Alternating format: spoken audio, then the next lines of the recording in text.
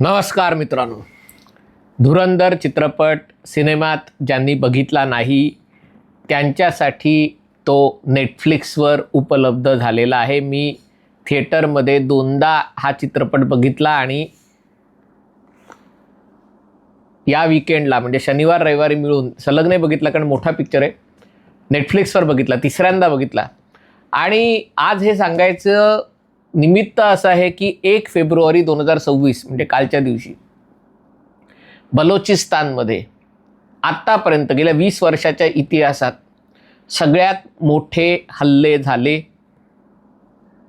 बलोचिस्तानच्या अनेक शहरांमध्ये, म्हणजे बलोचिस्तानची राजधानी क्वेत्ता, जिथे चीन बंदर बांधलंय ते ग्वादर, मस्तुंग, नुष्की धुरंधरमध्येही आहे, पंजगुर आणि इतर जिल्ह्यांमध्ये हे हल्ले झाले. आणि हल्ले एरवी कसे होतात की कुठेतरी सुरक्षा दलांचा ताफा चालला असतो, त्याच्यावर हल्ले होतात वगैरे, अशा गोष्टी होतात. इथे शहराच्या मध्यभागी जिथे बलुचिस्तानच्या मुख्यमंत्र्यांचं कार्यालय, जिथे त्यांचं मंत्रालय सचिवालय आहे, त्यापासनं 100 मीटरवर हे हल्ले झाले. पाकिस्तानने दावा केलेला आहे की या हल्ल्यांमध्ये आम्ही 145 बलोच दहशतवाद्यांना ठार केलं. पण वस्तुस्थिती ही आहे की हे 145 दहशतवादी ठार करायला पाकिस्तानचं सैन्य कुठे डोंगर दऱ्यांमध्ये गेलेलं नव्हतं. हे बलोच योद्धे स्वतःच्या जीवावर उदार होऊन पाकिस्तानमध्ये हल्ले करत होते. हल्ले करत असताना त्यांना माहिती होतं की आपण यात मारले जाऊ, पण तरी स्वतःच्या प्राणांची पर्वा न करता त्यांनी हल्ले केले. त्याच्यामध्ये तरुण मुली देखील सहभागी होत्या, ज्या आत्मघाती हल्ल्यांमध्ये सहभागी होत्या. आणि यामुळे पाकिस्तान हादरून गेलेलं आहे. पाकिस्तानने आरोप केलेला आहे की हे सगळे दहशतवादी, म्हणजे पाकिस्तानच्या दृष्टीने बलोच फुटीरतावादी आहेत, बलोच स्वातंत्र्ययुद्ध आहेत, हे सगळे दहशतवादी आहेत. आणि हे सगळं भारताने घडवून आणलेलं आहे आणि आम्ही त्यांना चोख उत्तर देऊ. हे सांगायची पाकिस्तानवर वेळ अशासाठी झाली कारण बलोच लिबरेशन आर्मीच्या लोकांनी हल्ले केले. त्याच्यात पाकिस्तानचे सैनिक स्वतःच्या चड्ड्या सोडून, म्हणजे खरोखर मी खोटं नाही बोलत आहे, हल्ल्याच्यामुळे एवढे घाबरले की दोरीवर वाळत घातलेले स्वतःचे युनिफॉर्म पण घालण्याची त्यांची हिंमत झाली नाही. त्याच्या आतच त्यांनी पळ काढला. नेसत्या कपड्यांनीशी ते पळालेले आहेत. आणि त्यांचा लष्करांची छावणी आहे, त्याचा कॅम्प दाखवला, त्याच्यावर सैनिकांचे युनिफॉर्म वाळत घातलेले आहेत. आहे त्या अवस्थेत हे लोक पळालेले आहेत. आणि यातनं ही एक गोष्ट स्पष्ट होते, ती म्हणजे बलुचिस्तानमध्ये पाकिस्तान विरोधातलं वातावरण अधिक तीव्र होत आहे. आणि यात कुठेतरी धुरंधर या चित्रपटाचा निश्चित हात आहे. मी या व्हिडिओत 2 भाग केलेले आहेत. पहिले मी बलुचिस्तानची साधारणतः ओळख तुम्हाला सांगणार आहे आणि मग धुरंधरचा याच्यामध्ये काय वाटा असू शकतो ते तुम्हाला सांगणार आहे. आपल्याला आठवत असेल, बलुचिस्तान हा काही ब्रिटिशांच्या ताब्यातील भारताचा भाग नव्हता. म्हणजे ब्रिटिशांचा ताबा मुख्यतः सिंधू नदी ही सीमा होती, सिंधू नदीच्या पलीकडच्या भागावर. याच्यामध्ये खैबर पख्तूनवा असेल आणि बलुचिस्तान असेल, यातल्या बऱ्याच भागावर ब्रिटिशांचा थेट ताबा किंवा नियंत्रण नव्हतं. तिथल्या स्थानिक राजे नवाब यांच्या साह्याने त्यांचं राज्य होतं, पण तिथे त्यांना इंटरेस्टही नव्हता, कारण हा भाग अतिशय ओसाड, वाळवंटी, म्हणजे दुष्काळी असा भाग आहे. आणि त्यामुळे भारताची जेव्हा फाळणी झाली तेव्हा या बलूच लोकांनी आपल्या स्वातंत्र्यासाठी मोहम्मद अली जिन्नांनाच आपलं वकील नेमलं. पण त्याच जिन्नांनी दगाबाजी करून, कारण त्यांना हा बलुचिस्तान पाकिस्तानचा भाग म्हणून होता, त्यांनी एका प्रकारे पाकिस्तानला तो जोडला. पाकिस्तानी लष्कराने तो जोडला.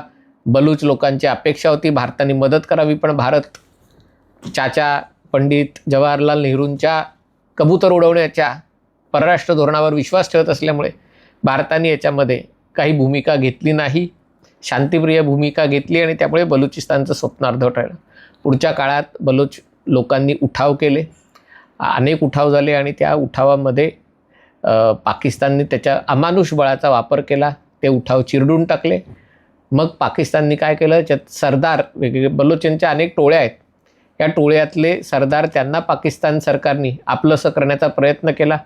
त्यांना सांगितलं की चल इथला राजा तू मजा कर, आणि त्यांच्याद्वारे पाकिस्ताननी बलुचिस्तानवर राज्य केलं.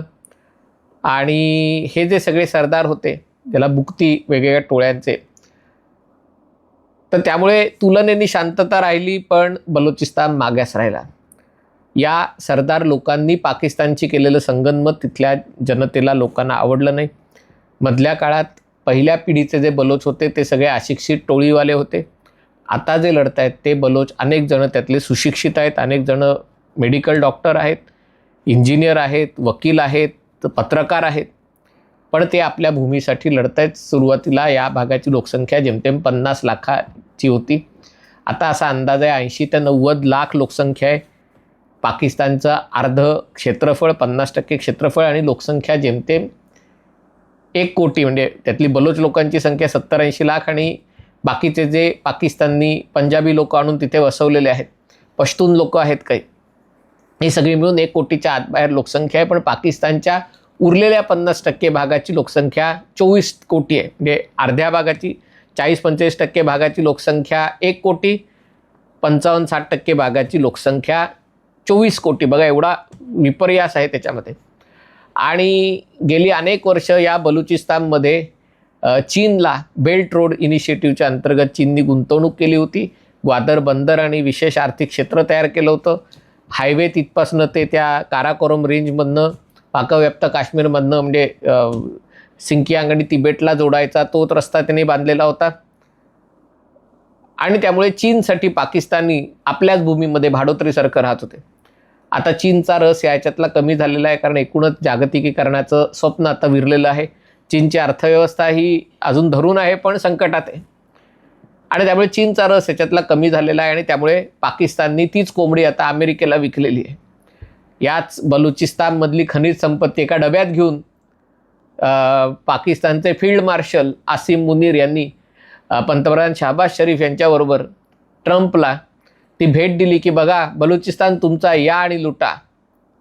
बलुचिस्तानमध्ये दुसरं बंदर उभारण्याचा अमेरिकेला लालूच दाखवली. आणि त्यामुळे मधला काळ बलुचिस्तान शांत झाला होता. आपल्याला आठवत असेल काही काळापूर्वी, गेल्या वर्षी ऑपरेशन सिंदूरच्या आधी परिस्थिती अशी होती की तेव्हाच बलुचिस्तानचा लचका पडेल, लचका तुटेल. पण ट्रम्प निवडून आल्यानंतर बलुचिस्तानची परिस्थिती तुलनेने शांत झाली, कारण ट्रम्पनी आपलं वजन पाकिस्तानच्या पारड्यात घातलं. ऑपरेशन सिंदूरनंतरही ट्रम्प सातत्याने पाकिस्तानला मदत केलेली आहे. ही 2-3 कारणं आहेत. एक, बलुचिस्तानमधली खनिज संपदा, चीनला तिकडे विरोध करणं, येऊ न देणं, आणि तिसरी गोष्ट इराणवर ट्रम्प यांचा अमेरिकेचा डोळा आहे, तिथे युद्ध करण्याची शक्य होईल की नाही माहिती नाही, पण इच्छा आहे. आणि असं जर झाल्यास तर मग पाकिस्तानमध्ये बलुचिस्तान आणि हा सगळा भाग उपयुक्त ठरेल. तसंही UAE संयुक्त अरब अमिराती विरुद्ध सौदी अरेबिया शीतयुद्ध सुरू आहे, आणि त्याच्यात पाकिस्तान सौदी अरेबियाच्या बाजूने, आणि सौदी अरेबियाचं अमेरिकेत वजन असल्यामुळे अमेरिकन सरकार पाकिस्तानच्या बाजूने उभं आहे. आणि त्यामुळे मधल्या काळात बलोच असंतोष होता, तो खतखतत होता, पण ते शांत होते. आता त्यांना संधी मिळाली आणि 1 फेब्रुवारीला हे सुनियोजित हल्ले केले. याचे व्हिडिओही प्रसिद्ध झालेत आणि हे मी पाकिस्तानी चॅनलवर बघते. म्हणजे बाकी भारतीय चॅनल तर पाकिस्तान विरोधी बातम्या दाखवणारच, पण पाकिस्तानी यूट्यूब चॅनल आहेत ते खास करून इम्रान खान समर्थकांचे आहेत. अशा चॅनलवर तुम्हाला बरीच माहिती, त्यातली तपशीलवार माहिती तुम्हाला मिळू शकते. आणि त्याच्यात त्यांचं म्हणणं आहे की आत्ता जे बलुचिस्तानचं कव्हरेज पाकिस्तानी माध्यमातून केलं जाते त्यातल्या बलुचिस्तानचे प्रतिनिधीच नाही आहेत. सगळे जे प्रतिनिधी आहेत हे पंजाबी किंवा असे लोक आहेत. आणि त्यामुळे बलुचिस्तानला ज्या प्रकारे पाकिस्ताननी गुंडाळून टाकण्याचा प्रयत्न केला त्याच्याविरुद्ध उठावे जीवावर उदार होऊन लोक तिथले लढत आहेत. पाकिस्तानच्या नियंत्रणात ही परिस्थिती नाही. बँका लुटल्या गेल्या, पोलिसांची कार्यालय, सैनिकी छावण्या, सरकारी कार्यालय, जिथे जिथे जागा मिळेल तिथे लूट केलेली आहे, तिथे हल्ले केलेले आहेत. आणि त्यामुळे पाकिस्तानची अवस्था अतिशय दयनीय झालेली आहे. कारण आता अमेरिकेचाही रस थोडासा कमी झाला आहे, कारण अमेरिकेला एवढी डोकेदुखी आहे. ट्रम्प यांना अमेरिकेच्या राजकारणातच डोकेदुखी आहे. आता त्या नवीन एप्स्टाईन फाईल तयार झाले, त्याच्याबद्दलही बोलायचं आहे. ते दुसरीकडे सौदी आणि UAEच्या संघर्षात सौदी अरेबियालाही फारसा रस नाही आता पाकिस्तानच्या बाबतीत. चीनचा रस कमी झाला आहे आणि त्यांनी ही संधी साधून की समजा जर इराण विरुद्ध युद्ध झालं तर या सगळ्या गडबडीत अमेरिका लक्ष देऊ शकणार नाही आणि त्यामुळे हीच ती वेळ असं ठरवून बलुचिस्तानमध्ये हल्ले केले गेलेले आहेत. आता याच्यामध्ये धुरंधर चित्रपट कुठे आला तर धुरंधर चित्रपट जेव्हा प्रदर्शित झाला तेव्हा आपल्याकडच्या काही विद्वान पत्रकारांनी केलं होतं की पण भारतात तर होणारे दहशतवादी हल्ले पंजाबमधनं होतात, दहशतवाद्यांचे तळ सगळे पंजाबमध्ये आहेत, मग हे बलुचिस्तान कशासाठी दाखवलं, मग ही कहाणी 2008 सालापर्यंत वगैरे मागे तिकडे का नेली, कराचीचा अंडरवर्ल्ड दाखवायचं होतं तर त्याचे बलोच कशाला दाखवले, ही यांची पोटदुखी होती. बलोच याच्यासाठीच दाखवले कारण या निमित्ताने पाकिस्तानमधली अंतर्गत परिस्थिती, कशा प्रकारे बलोच लोकांवर अन्याय होतोय, कशा प्रकारे त्यांना नागवलं जात आहे, कशा प्रकारे त्यांच्यातल्याच लोकांना, म्हणजे या धुरंधर चित्रपटमध्ये अक्षय खन्नाचं जे पात्र आहे रहमान डकैत किंवा रहमान बलोच, त्याला ते शेर बलोचची पदवी ते दिलेली असते कारण त्यांनी कराचीमध्ये स्वतःचं गुन्हेगारी विश्वात नाव तयार केलेलं असतं.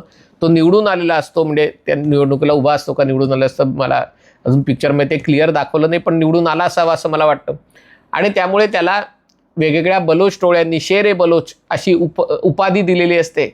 पण हा अक्षय खन्ना मात्र जास्तीच्या पैशासाठी ISI बरोबर संगनमत करतो. ज्या ISIचे लोक आपल्याच बलोच लोकांना मारत असतात त्याच ISIच्या मदतीसाठी भारताविरुद्ध हल्ले करण्यासाठी तो बलोच लोकांकडनं शस्त्रास्त्र घेतो आणि ती ISIला पुरवतो. म्हणजे ही अशा प्रकारची गद्दारी या बलोच सरदारांनी केली होती आणि त्यामुळे सुरुवातीला या लढ्याचं नेतृत्व बलोच सरदारांकडे होतं, अशिक्षित लोकांकडे होतं. त्यांना आता उलथवून टाकून बलोच जमातीमध्येही सुशिक्षित लोकांकडे हे नेतृत्व आलेलं आहे आणि त्यामुळे पाकिस्तानसाठी ही अवस्था अधिक गंभीर आहे.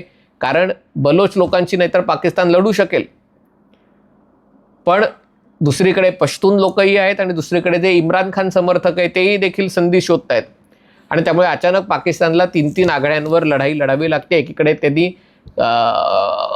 पाकिस्तान ते बांगलादेश थेट विमानसेवा सुरू केलेली आहे आणि स्वप्न बघत आहेत की ISIच्या लोकांना, लष्कर ए तोयबाच्या लोकांना, जैशच्या लोकांना बांगलादेशला पाठवून तिथून आता बंगालमध्ये आणि आसाममध्ये निवडणुका आहेच आहेत, तर बांगलादेश मार्गे भारतात हल्ले घडवून आणायचे, या राज्यांच्या निवडणुकीमध्ये प्रभाव टाकायचा प्रयत्न पाकिस्तान करत असताना पाकिस्तानला अशा प्रकारचा घरचा आहेर मिळणं हे त्याच्यासाठीही अनपेक्षित होतं.